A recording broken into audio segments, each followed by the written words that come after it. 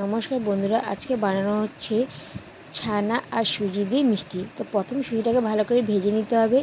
এরপর এখানে পরিমাণ মতো দুধ দিয়ে দিতে হবে।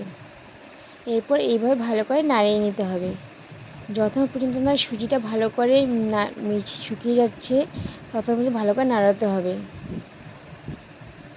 দেখুন বন্ধুরা, এইভাবে ছেনিটাকে ভালো করে নাড়াতে হবে, ছেনি দিয়ে ভালো করে মিশিয়ে নিতে হবে। দেখুন বন্ধুরা, এইভাবে যখন হয়ে যাবে তখন গ্যাসটা অফ করে একটি পাত্রের মধ্যে ঢেলে নিতে হবে।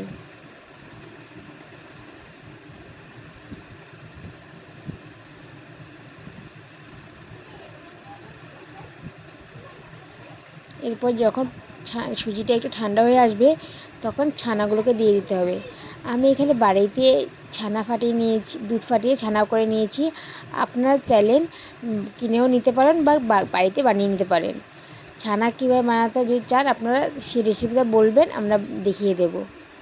এরপর 1 চামচ ময়দা আর অল্প বেকিং সোডা দেওয়া হয়েছে, দিয়ে এটাকে ভালো করে মিশিয়ে নেওয়া হলো।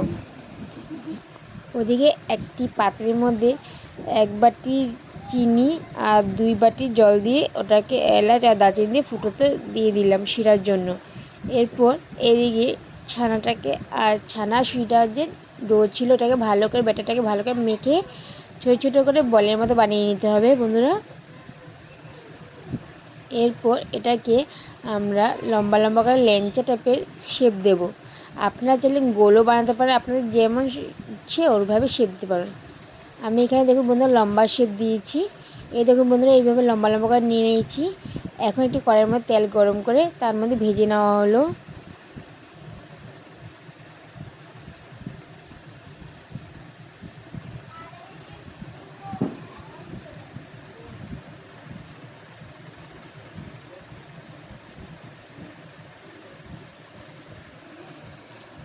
এটা যখন হালকা লাল লাল হয়ে যাবে, ব্রাউন কালার এসে পড়বে, তখন আপনারা এটাকে উঠিয়ে নেবেন। দেখুন বন্ধুরা, কালারটা কি সুন্দর হয়েছে। এইভাবে আমরা একে একে করে সবগুলো ভেজে নেব।